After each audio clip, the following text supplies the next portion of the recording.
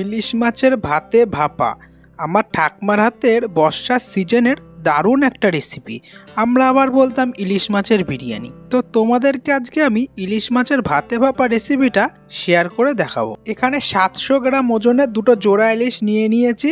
আর এখানে 7-8টা শুকনো লঙ্কা, 4টে কাঁচা লঙ্কা, 4 চামচ সাদা সর্ষে, 5 চামচ জিরে আর 1 বাটি সর্ষের তেল। আর এখানে লং গ্রেড বাসমতি রাইস 500 নিয়ে নিয়েছি। আর এখন ইলিশ মাছটাকে ভালো মতন আঁশ ছাড়িয়ে রিং রিং সাইজের কেটে নেব।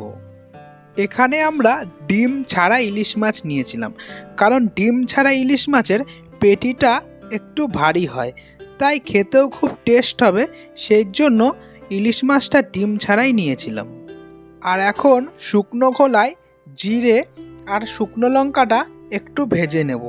তারপর শিলের ওপর শুকনো লঙ্কা জিরেটা দিয়ে সাদা সর্ষেটা দিয়ে দেবো।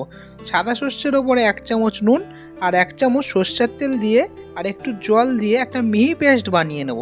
এখানে তেল আর নুন দেওয়ার কারণ হচ্ছে, যেহেতু মশলাটার মধ্যে সর্ষে ইউজ করেছি, তাই একটা ঝাঁঝালো ফ্লেভার আসবে। তারপর একটা মিক্সিং বলে বাটা মশলাটা দিয়ে 2 চামচ নুন, 2 চামচ হলুদ দিয়ে আর 1 বাটি সর্ষের তেল দিয়ে ভালো করে মশলাটা মিক্সড করে নেব, যাতে মশলাটা খুব সুন্দরভাবে তেলের সাথে মিশে যায়। তারপর মাছটার ওপর মশলাটা দিয়ে প্রায় 20 মিনিটের মতন ম্যারিনেশন করে রেখে দেব।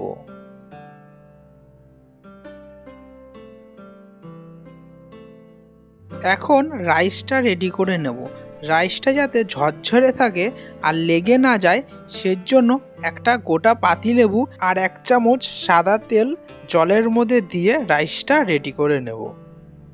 আর এদিকে কড়াইতে 1 চামচ সর্ষের তেল দিয়ে ভালো করে নাড়িয়ে চারিপাশে তেলটাকে একবারে মাখিয়ে দেব, যাতে রাইসটা দিলে লেগে না যায় তলার থেকে। তারপর 80% বয়েল করা রাইসটা কড়াইতে দিয়ে চারিপাশে সমান করে লেবেল করে দেব। তারপর মাছগুলো একে একে সুন্দর করে সাজিয়ে দেব। ঠিক সুন্দর করে সাজানো হয়ে গেলে উপর দিয়ে মশলাটা প্রত্যেকটা মাছের গায়ে অল্প অল্প করে দিয়ে, তারপর উপর দিয়ে ফুল বয়েল করা রাইসটা দিয়ে দেব। আর এখন রাইসটাকে একটা চামচ দিয়ে লেবেল করে চারিপাশে সমান করে দেব, যাতে কোনো জায়গায় ফাঁকা না থাকে।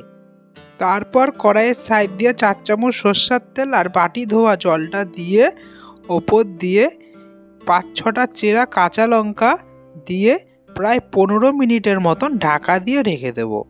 ব্যাস 15 মিনিট পর ঢাকা খুললেই রেডি হয়ে যাবে ইলিশ মাছের ভাতে ভাপা বা বিরিয়ানি।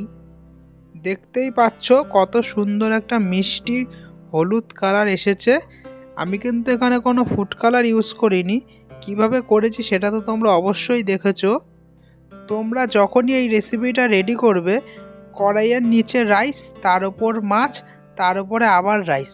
অনেকে কি করে, কড়াইয়ের নিচে মাছ দিয়ে তার উপর দিয়ে রাইস দিয়ে দেয়, যখনই মাছ তুলতে যায় তখনই মাছ ভেঙে ফেলে, আর প্লেটে সার্ভ করার সময় দেখতে খুবই খারাপ লাগে তখন।